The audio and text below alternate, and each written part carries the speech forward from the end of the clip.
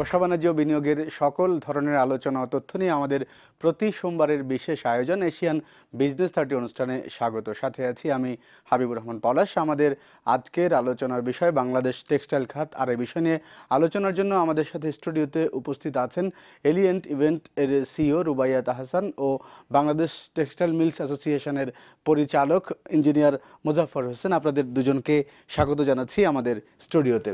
আমরা আজকে যে বিষয়টি নিয়ে আলোচনা করব সেই বিষয়টি নিয়ে মোজাফফর হোসেন, শুরুতেই একটু আপনার কাছে যেতে চাই। আমি জানি যে বাংলা বিটিএমই এর সাথে আপনি সংযুক্ত রয়েছেন, এর পরিচালক হিসাবে আপনি আছেন। আমরা জানি যে 2000-এরও বেশি প্রতিষ্ঠান আপনাদের সঙ্গে যুক্ত রয়েছে।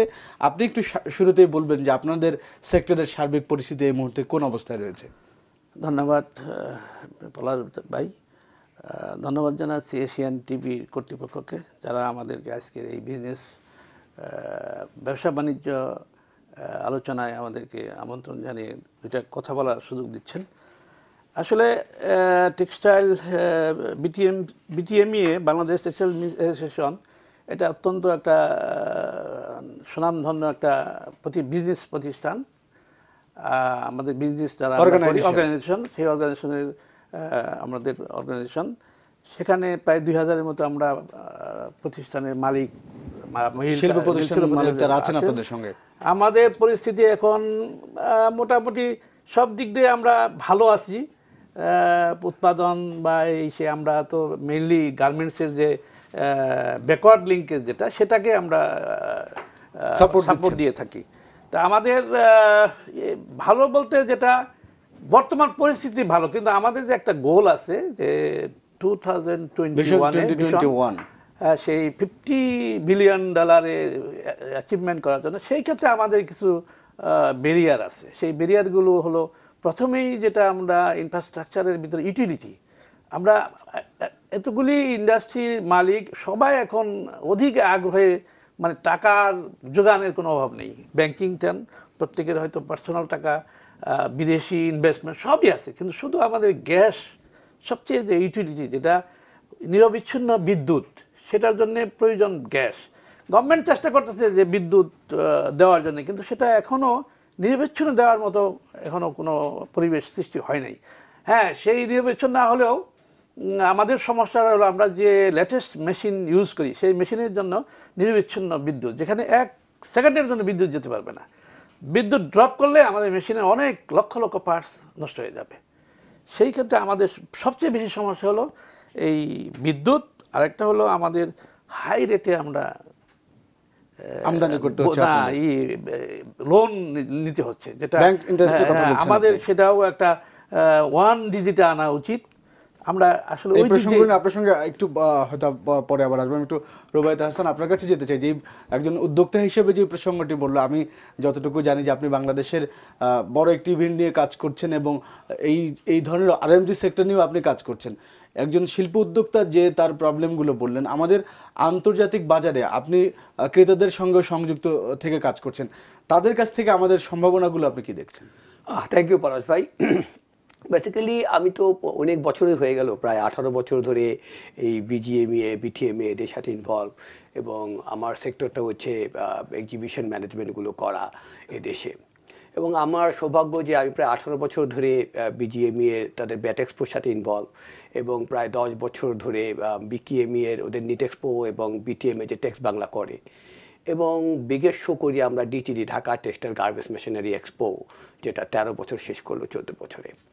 যেহেতু আমাদের টেক্সটাইল মিলের ক্ষেত্রে আমরা চলে আসলাম, সেখানে ডিটিজি এটা হচ্ছে বেসিক্যালি সম্পূর্ণ টেক্সটাইল মিলের মেশিনারিজ অ্যান্ড আদার্সের উপরে। আমাদের দেশের টেক্সটাইলের আসলে অপার সম্ভাবনা। আমাদের এই যে সম্ভাবনাকে কাজে লাগিয়ে আমরা দেশটাকে আসলে অনেক জায়গায় নিয়ে আসি। সকলেই আমরা ব্যাকওয়ার্ড লিঙ্কে নিয়ে কাজ করছি। বিজিএমইএ তারা যখন তার পোশাক তৈরি করছেন, তার ব্যাকওয়ার্ডই থাকতেছে হলো আমাদের বিটিএমই, অর্থাৎ আমাদের টেক্সটাইল মিল এবং টেক্সটাইলের সাথে রিলেটেড। আমরা যখন এক্সপোজিশনগুলো করি, তখন দেখি যে এই যে big volumes of our buyers they are come from the abroad. একটা সময় ছিল যে যারা আমাদের আসলে আমরা কোনো ব্র্যান্ডিং করতে পারি না, এখন আমরা ব্র্যান্ডিং করেছি যে please you come and see our products, and while they know about যে ইয়েস বাংলাদেশের প্রোডাক্ট হচ্ছে এখন প্রায় এ ক্যাটাগরির প্রোডাক্ট, এবং তারা আসতেছে, এবং এই পোশাক যখন হচ্ছে এটার জন্য অবশ্যই আমাদের ইন্টারন্যাশনালি এবং উন্নত মানের এই ক্যাটাগরির মেশিনগুলো আসতেছে, যেমন আমাদের সুইং মেশিন আসতেছে, আমাদের ডাইং মেশিনগুলো আসতেছে, আদার্স ব্র্যান্ডের মেশিনগুলো চলে আসতেছে, এইগুলোকে আরও ব্যাকওয়ার্ড লিঙ্কেজকে ত্বরান্বিত করার জন্য। এই এক্সপোজিশনগুলোতে প্রচুর আমাদের যারা মেশিন বিক্রি করেন তারা আসতেছেন, আমাদের ইনফ্রাস্ট্রাকচার দেখতেছেন, আমাদের মিলগুলোর প্রত্যেকটা অবস্থান দেখছেন, এবং তারা দেখছেন যে প্রতিদিনই ডে বাই ডে আমাদের একটা উত্তরণ ঘটছে, এবং প্রতিদিনই আমাদেরকে একটা এটার একটা কলেবর বৃদ্ধি হচ্ছে, এটার কমপ্লায়েন্সগুলোকে আমরা এখন মিট করতেছি, এবং আমরা সমস্ত কিছু মিলে কমপ্লায়েন্স থেকে এগিয়ে যাচ্ছি, এবং প্রোডাকশন আমরা এই প্রজেক্টের বিরতিতে যাবো, এরপর আবারও ফিরবো আলোচনা। দর্শক, এশিয়ান বিজনেস 30 আয়োজন এবার একটু বিরতি, ফিরছি একটু পরেই, আমাদের সাথেই থাকুন।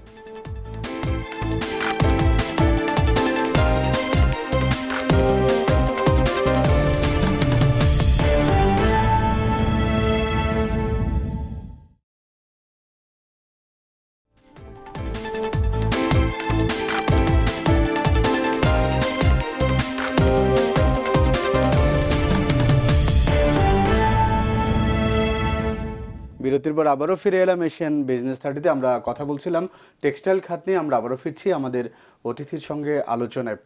মুজাফফর হোসেন, আপনি একটু আপনার জায়গা থেকে, আমরা আলোচনার শুরুতে যে প্রসঙ্গটাতে ছিলাম যে আমাদের সম্ভাবনা রয়েছে প্রচুর, আবার প্রতিবন্ধকতাও আমাদের একের পর এক বাড়ছে।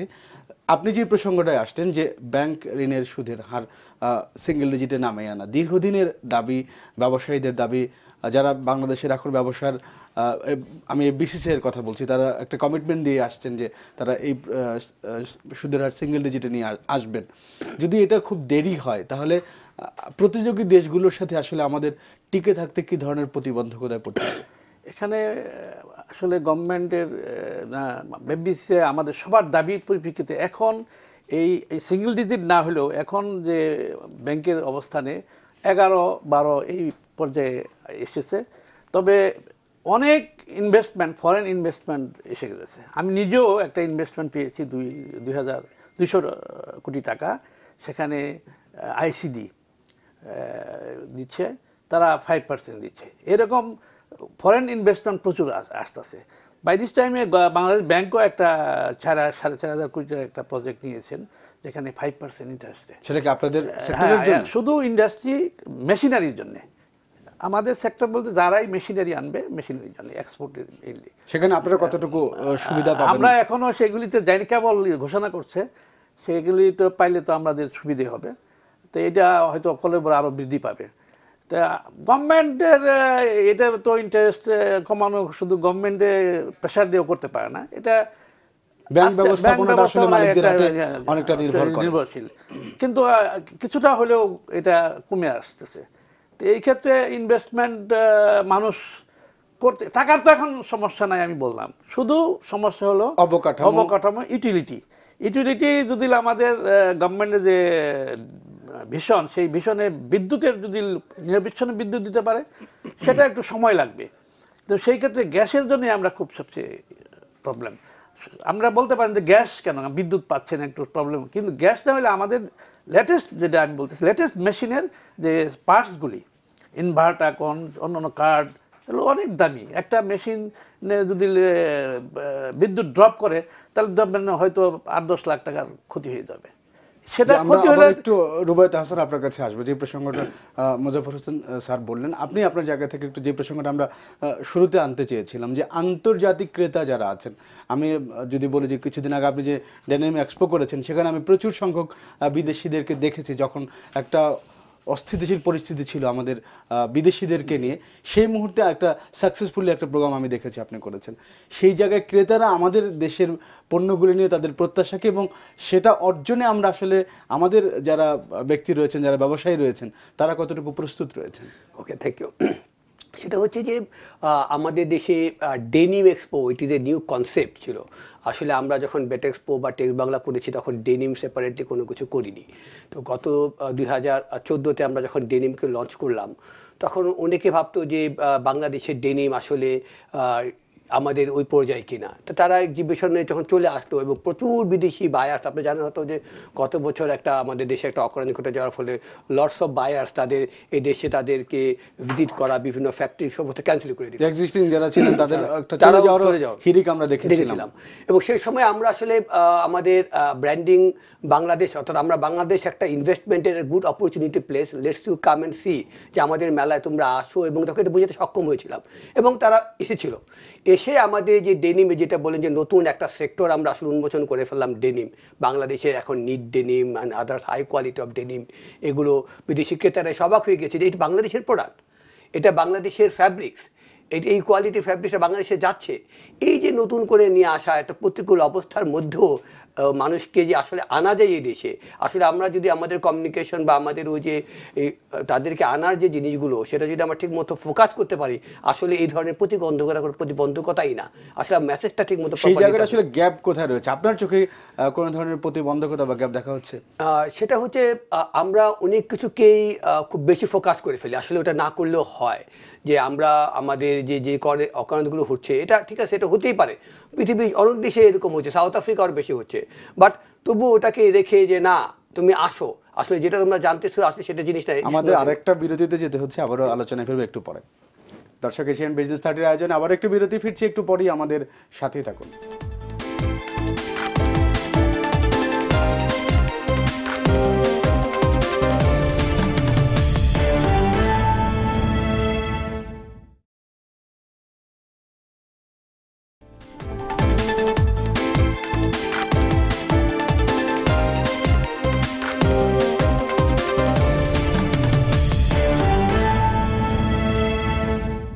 বিরতির পর আবারও ফিরে এলাম এশিয়ান বিজনেস 30 অনুষ্ঠানে। আমরা কথা বলছিলাম টেক্সটাইল খাত নিয়ে। আমরা আবারও ফিরছি আমাদের অতিথিদের সঙ্গে আলোচনায়। মুজাফফর হোসেন, আপনি আপনার জায়গা থেকে একটু বলবেন, যেটা একটু আগে রুবায়েত ভাইয়ের কথায় আমরা পেয়েছিলাম, যে এই মুহূর্তে যে ক্রেতারা যে আসার গতি আমাদের দেশে রয়েছে, আমরা দেখেছিলাম যে 2 বিদেশি হত্যাকাণ্ডের পরে বায়েরা আমাদের ব্যবসায়ীদেরকে বিদেশে গিয়ে অর্ডার আনতে হয়েছিল।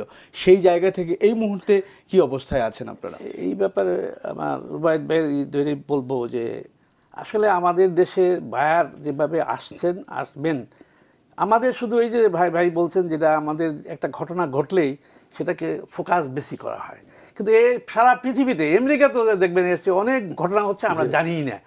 আসলে পলিটিক্যাল স্ট্যাবিলিটি যদি থাকে, 2016 সাল হবে সবচেয়ে মানে একটা মানে আমাদের বাংলাদেশের জন্য সুখবর, অবশ্যই সুখবরের একটা বৎসর হবে। দেখবেন যে গত বৎসরও যে অবস্থান, সেই থেকে আজকে যদি পলিটিক্যাল স্ট্যাবিলিটি থাকে, আমরা যদি দেশকে ভালোবাসি, দেশের মায়া থাকে, দেশের উন্নয়নের কথা বিচার করি, কে ক্ষমতায় আসলো কে গেল সেটা পরের জিনিস, তাহলে বাংলাদেশের 2021 সনের যে ভিশন, এই ভিশন অ্যাচিভমেন্ট করার জন্য টেক্সটাইল সেক্টর সবচেয়ে হলো একটা ইম্পর্টেন্ট সেক্টর। সেই সেক্টর দিয়ে এটা অ্যাচিভমেন্ট করার মতো, এবং সেখানে আপনারা প্রস্তুত কিনা? আমাদের সব প্রস্তুত, আমরা প্রস্তুত না, শুধু এই প্রস্তুতের জন্য আমরা সবাই রেডি। শুধু যে একটা সমস্যা আছে, সেই সমস্যা যদি গভর্নমেন্ট যত্নবান হন, গভর্নমেন্টও চেষ্টা করতেছেন। গ্যাস, আমাদের মাননীয় উপদেষ্টা, জ্বালানি উপদেষ্টা, উনি আমাদেরকে কথা দিয়েছেন যে 2 বছর আমাদের কষ্ট করতে হবে, 2 বছর পরে আমরা সবাইকে ইনশাল্লাহ গ্যাস দেব। আমরাও একটু, রুবায়েত ভাই আপনি একটু বলবেন আপনার জায়গা থেকে। মুজাফফর ভাইয়ের কথা রেঞ্জ ধরেই আর কি বলতে চাচ্ছি আর কি, যে জ্বালানি উপদেষ্টা যেটা করেছিলেন, 2 বছর কষ্ট করতে হবে, লেকশোরে যেটা আপনার সেমিনারটা করলেন, it is wonderful. It is basically একটা ভিশন ছিল এবং একটা মিশন দিয়ে দিয়েছেন যে তোমরা আগামী 2 বছর একটু ওয়েট করো, আমি তুমি ইনফ্রাস্ট্রাকচার তৈরি করে তোমাকে আমি বিদ্যুৎটা দিচ্ছি। যে প্রসঙ্গে আসছিলাম, যে যখন 2 বিদেশিকে হত্যা করাটা হয়ে গেল, দেশের হঠাৎ করে অবকাঠামো, ল অ্যান্ড অর্ডার ডিটোরেট করতে শুরু করলো, তখন ছিল আমাদের 4th ডেনিম শো। এবং অনেস্টলি সেই কিছুর মধ্যে আমরা যখন প্রতিবন্ধকতা কুলে আসার পরে আমাদের ওই রেডিসনের ওই ডেনিম শোতে প্রায় 650 জন বিদেশি ক্রেতা আসলো, এবং ওই সময়টাতে। এবং সবচেয়ে সুন্দর বিষয় হচ্ছে যে তারা আসলো এবং দেখলো, তারা বললো না আসলে তোমরা যেটা প্রচার করলে সেখানে তার থেকে কিন্তু পুরো সিচুয়েশন অন্যরকম, যে law and order is very good. And তারপরে আমি বলতে পারি যে এই বছর যেটা আমরা যে জানুয়ারি শেষে করলাম DTG show, biggest show in Bangladesh, এটাকে বলা হয় মিনি ইটমা, সাউথ ইস্ট এশিয়া বলা হয় মিনি ইটমা। সেখানে প্রায় 2500-এর উপরে আমার বিদেশি ক্রেতা এবং যারা মেশিনে সেল করেন তারা বড় বড় কোম্পানিগুলো জার্মানি থেকে, সুইডেন থেকে, আমেরিকা থেকে, ইটালি থেকে, 33টা দেশ থেকে তারা সেখানে পার্টিসিপেট করলো। এবং অনেস্টলি যেটা মোজাফফর ভাই বললেন যে 2016 সাল হবে আমাদের একটা গোল্ডেন টাইম। একসময় হয়তো আমরা বলবো যে 2016টা আসলে আমাদের ইনভেস্টমেন্ট অপরচুনিটি, আমাদের দেশের সময় স্বর্ণযুগ। সিরিয়াসলি আমাদের বর্তমান সরকারের যে নতুন পলিসি এবং তাদের যে law and order, it's very good. এটি পরিবেশ বান্ধব ইনভেস্টমেন্ট একটা সময় যাচ্ছে এখন। আমরা হয়তো এটাকে যদি ধরে রাখতে পারি, আমাদের বিদেশি ক্রেতারাও আসবেন, বিদেশি আমরা আরও ভালোভাবে আরও এক্সপোর্ট করতে পারবো। আমাদের নতুন নতুন গ্রিড ফ্যাক্টরি হচ্ছে, তারা সেখানে আসতেছে, তারা দেখতেছে। এই যে একটা সুন্দর একটা সময়, এই যে 2016 সালটাকে আমরা বলতে পারি যে আমাদের টেক্সটাইল, গার্মেন্টস এবং ভিশন 2021 50 বিলিয়ন যে আমাদের টার্গেট, আমরা অবশ্যই এটাকে অ্যাচিভ করতে পারবো। কারণ আমরা হচ্ছি, আবার চলে আসি ডেনিমের ক্ষেত্রে, ডেনিমের একটা স্বর্ণযুগ চলছে এখন, এবং ইউরোপিয়ান মার্কেটে বাংলাদেশ ডেনিম এক্সপোর্টে নাম্বার 1। সো এটাকে ধরে রাখতে হবে, আমরা ওভেনও ইনশাল্লাহ নাম্বার 1 চলে যাব। অবশ্যই আমরা অবশ্যই অ্যাচিভ করবো আমাদের ভিশন 2021 এর 50 বিলিয়ন অফ আওয়ার এক্সপোর্ট। একদম আমরা সব শেষ পর্যায়ে রয়েছে। মুজাফফর হোসেন, আপনি আপনার জায়গা থেকে একটু সুপারিশ বলবেন যাতে সার্বিক পরিস্থিতি ভালো থাকে। আপনাদের প্রত্যাশার জায়গাটা আসলে কি সেখানে? আমি পরিস্থিতি, দেশের পরিস্থিতি ভালো থাকার জন্য আমি সবিনয়ে আবেদন জানাবো বর্তমান গভর্নমেন্টকে এবং বিরোধী দল যারা আছেন, ক্ষমতার থেকে হয়তো দূরে আছেন, তাদেরকে জানাবো ওয়েট করেন, যখন ইলেকশন হবে আবার একটু আপনি জনগণ চাইলে তাকে ক্ষমতায় আসবে, কিন্তু দেশটাকে অস্থিতিশীল না করে সুন্দর যে পরিবেশ হচ্ছে, বিরোধী দল হয়তো বুঝতে পারছে যে অস্থিতিশীল দেশ করে আমরাও ক্ষমতায় যেতে পারবো না। আমার অনুরোধ থাকবে গভর্নমেন্টকেও সহনশীল হয়ে, গভর্নমেন্ট যে বর্তমান, আসলে আমি ধন্যবাদ জানাবো এবং কৃতজ্ঞতা জানাবো জাতি যে আজকে প্রধানমন্ত্রীর নেতৃত্বে যে একটা সুদৃঢ় মানে দেশ উন্নয়নের যে সুদৃঢ় পদক্ষেপ, সেই পদক্ষেপের উনি যেভাবে নিচ্ছেন সেটা ত্বরান্বিত করার জন্য ওনারও সহনশীলভাবে বিরোধী দলের প্রতি যেন থাকে, তারাও যেন কথা বলতে পারে। সব মিলে যদি হয় ইনশাল্লাহ আমার দেশ, আমার বাংলাদেশ ইনশাল্লাহ সোনার বাংলা, যেটা বঙ্গবন্ধু আমরাও সেই প্রত্যাশা করছি। আপনাদের সঙ্গে সঙ্গে আমাদের হাতে আজকের একদম সময় নেই। আমাদের স্টুডিওতে এসে সময় দেওয়ার জন্য আপনাদের দুজনকে অসংখ্য ধন্যবাদ জানাচ্ছি। ধন্যবাদ জানাচ্ছি আপনাদের। দর্শক, এশিয়ান বিজনেস 30 আয়োজন আজ এ পর্যন্তই। আগামী সোমবার একই সময়ে অন্য কোনো অতিথির সঙ্গে আবারও দেখা হবে। ততক্ষণ ভালো থাকুন। ধন্যবাদ সবাইকে।